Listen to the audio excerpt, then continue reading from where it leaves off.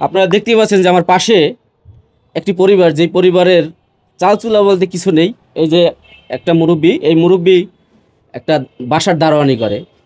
এই যে একটা ছেলেকে দেখছেন, এই ছেলে মানে বিগত 4-5 বছর ধরে হঠাৎ প্যারালাইজড হয়ে গেছে। এখন সে এরকম বিছানায় পড়ে আছে। আসলে আমি একটু জানবো যে তার আসলে কি কি সমস্যা, আসলে ডাক্তার কি বলছে, কিভাবে সে সুস্থ হতে পারবে। আসসালামু আলাইকুম। ওয়ালাইকুম আসসালাম। আসসালামু আলাইকুম। ভাই, আপনার নাম কি? আমার নাম নুন নবী। নুনবী ভাই, তো এই যে আপনার পা একটু একটু চাপায় রাখেন, একটু চাপান ভাই। হ্যাঁ, সে পারে না, আপনি পারেন না? একটু না, চাপান ভাই, একটু চাপান, চাপান দেখি চেষ্টা করেন। সাবান জানা চাপাইতে পারেন না?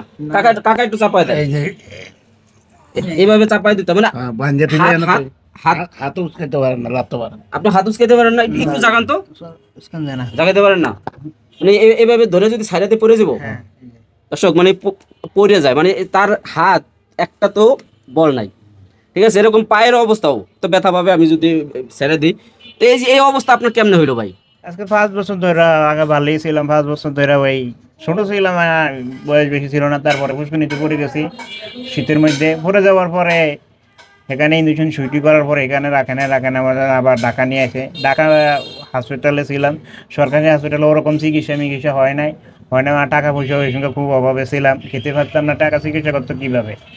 তার জন্য এই আস্তে আস্তে প্যারালাইসিস হয়ে কমে চলে গেছে। এই টাকা পয়সা দেন আর চিকিৎসা হচ্ছেও না, আর করতেও পারি না। তা আপনার বয়স কত এখন? আমার বয়স হয়তো 24। 24? তাহলে আপনি হয়তো 18 থেকে 19 বছর বয়সে আপনি অসুস্থ এই হয়েছেন। অসুস্থ হয়েছি। 18 বছর 19 বছর বয়সে আপনি সারা দেশ ঘুরেছেন বা অনেক ভালো ভালো কাজ করছেন। কি কাজ করতেন আপনি ওই বয়সে? ওই বয়সে আমি তো একটু বেশিরভাগ নদীতে মাছই ধরছিলাম। মাছ ধরতেন কোন জায়গায়? ইলিশা বলা। কি বলেন, ভোলা ইলিশা বাড়ি আপনার? প্রিয় দর্শক, আপনারা জানেন যে ভোলা ইলিশায় যে বড় বড় শিপ রয়েছে সেগুলোতে সাগর থেকে মাছ ধরে, সেই কাজই কিন্তু করতো। হঠাৎ করে তার জীবনে নেমে আসলে এই কালো অধ্যায়। এই যে পাশে রয়েছে তার বাবা, সে এখানে দারোয়ানি করে। কাকা, আসলে ঘটনা কি সত্য? মানে এই যে আপনার ছেলে বলো কি হয়েছে? হ্যাঁ হ্যাঁ, ওই যে ফুসকুনিত পড়ছে, আমি তো এই ঢাকা ফুসকুনিত পড়ছে। ফুসকুনির প্রথমত আমাকে 500 মাইনে উঠাইয়া ডাক্তার আনিয়া চিকিৎসা করাইছে। ডাক্তার আনছে চিকিৎসা করাইছে। এর পরে আস্তে আস্তে দিন এই এই খারাপের দিকে আইতেছে। এই খারাপের তখন এই প্যারালাইসিস না কি হয়েছে হইয়া এগুলি নইয়া খারাইতে পারে। ওনার কোনো আগে কখনো রোগ ছিল, কোনো যে মৃগী রোগ বা না না কোনো না রোগ ছিল? না না, একদম সুস্থ ছিল। সুস্থ ছিল। নদীর যাইতো আইতো, নদীর মাছ ধরতো, এই ট্রলারে যাইতো আইতো, চলতো। ডাক্তার তখন কি বলছিল যে তার যে অবস্থা এখন খারাপ? ডাক্তার বলতে আছে এদিন এই পরীক্ষা নিরীক্ষা বহুত করছি, ওই বংশগত রোগ, ওই রোগ এই রোগ। আপনার বংশে কারো এই রোগ আছে? বংশে কোনো এই সমস্ত রোগ নাই, নাই। অন্তে আর হবে ভালো ডাক্তারও দেয় তারি না। ডাক্তার কি রোগের কথা বলছে? কইছে ডাক্তার কইছে এইটা ওই ইয়া রোগ, আরে প্যারালাইসিস।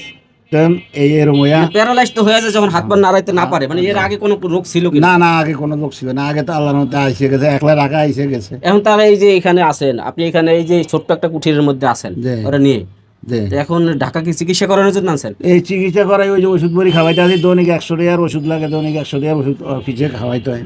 এত খাওয়ালে কি সে মানে সুস্থ হবে এরকম কোনো আশা আছে? আশা বলতে, সুস্থ বলতে, ও একটু বালা থাকে, আরামে থাকে।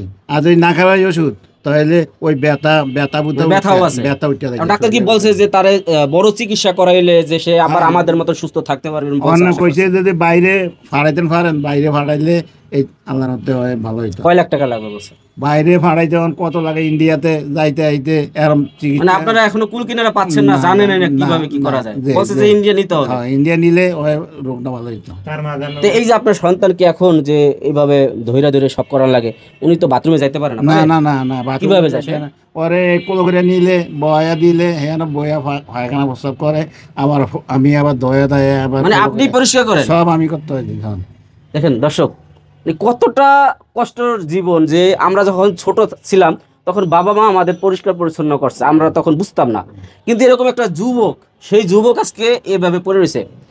আমরা যখন ছোট থাকি, ছোট বাচ্চাদের, যেমন আমাদের এই সন্তান যারা রয়েছে তাদের পরিষ্কার করতে গেলে বাবারা খুবই মানে ঘৃণা করি অনেক সময়। মা পরিষ্কার পরিচ্ছন্ন করে, কিন্তু একদম বাবা হয়ে আজকে এই যুবক সন্তানের মলমূত্র পরিষ্কার করা লাগে, মানে উঠায় নেওয়া লাগে। এটা যে একটা কত পরিশ্রম। ওর মা পারে না, ওর মা এই 2 বছর করতেছে, আর যে আমি এই 3 বছর তো লাগে করতেছি। বিরক্ত হন না কাকা? বিরক্ত হন না? বিরক্ত হয়ে বাবা কি করবো, আল্লাহর কাছে আল্লাহ দিছে, আল্লাহ এই কি রোগ দিছে আল্লাহ করতে পারে, বিরক্ত হয়ে আর কই হেলাম।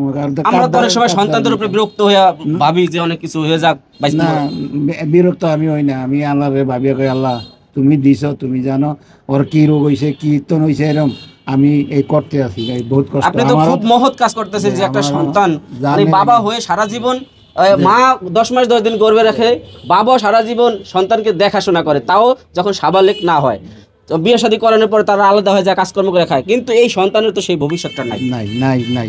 এখন এই যে দেশ থেকে বিভিন্ন প্রবাস থেকে এই ভিডিওটা দেখবে, আসলে ভিডিও করতে এসেছি আপনাদের, এখন তাদের কাছে আপনারা কি চান, যে আপনারা আসলে কি চাচ্ছেন আমাদের যদি আল্লাহর হুকুমত কাজ যে জাত দেয় ওর দিকে ছায়া, যে জাত দেয় দিলে আমরা ওর চিকিৎসাটা করতে পারবো, চিকিৎসাটা করতে পারবো, এর পরে ওরে একটু সুখে যদি থাকতে পারে, মানে প্রাথমিক অবস্থায় আপাতত তো ওষুধ পানি খাওয়াইতেই হয়, তারপরে যদি সেটাও হয়, এরপরে যদি ভালো অঙ্কের টাকা থাকে তাহলে আপনি ইন্ডিয়া লইয়া বাইরে চেষ্টা করে দেখি, চাই আল্লাহ মাফ করে নি ওরে। কি এই যে দেশবাসী যারা দেখতেছে এদের দিকে তো তাকে বলেন, এর দিকে তো কই যে ওরা যদি কিছু যে যা পারে কিছু সাহায্য যদি আল্লাহর হুকুম মতন করে, তাহলে ওরা যদি বিদেশ নিতে পারি যে ভালো হয়, বেকেরে দোয়া ও রসুল্লাহ আল্লাহ দ্বারে বেকে ভালো হইতে পারে, আল্লাহ ভালো করতে পারে।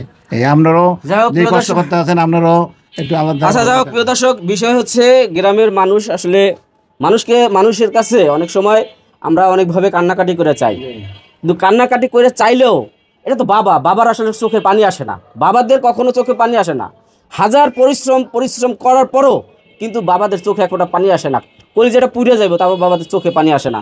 এই যে আজকে যুবকটা যদি আমাদের মনে সুস্থ থাকতো, আজকে বিয়ে শাদী করতো, সংসার করতো, এই বাবাকে দেখতো, আজকে যেই বয়সে বাবা সন্তানের কামাই খাওয়ার কথা, সেই বয়সে আজকে সন্তানকে এইভাবে কাঁধে করে ঘুরে মানে বেড়াচ্ছে, বাথরুমে নিয়ে যাচ্ছে। প্রিয় দর্শক, এই ভিডিওটি আমরা চাচ্ছি আপনারা যত পরিমাণ পারেন আপনারা শেয়ার করে দেবেন, শেয়ার করলে অবশ্যই ভিডিওটি ছড়ায় যাবে এবং কেউ না কেউ এই ভাইটির এবং এই কাকার পাশে এসে দাঁড়াবে, তাকে একটু সাহায্য সহযোগিতা করবে। যদি কেউ সাহায্য করে, আপনাদের কোনো মোবাইল নাম্বার আছে যে যোগাযোগ করবে আপনাদের সাথে? আপনার কাছে আছে? নাম্বারটা একটু বলে দেন। 0131588977742। আবার বলেন। 0131588977742। প্রিয় দর্শক, নাম্বারটি আপনারা শুনতে পেলেন এবং এই ভিডিওটি কিন্তু শেয়ার করে দেবেন প্লিজ। আপনাদেরকে অনুরোধ করবো এই ভাইটির পাশে একটু দাঁড়ান। আজকের মতন ভিডিও থেকে বিদায় নিচ্ছি আমি সাব্বির আহমেদ। সবাই ভালো থাকবেন। আসসালামু আলাইকুম।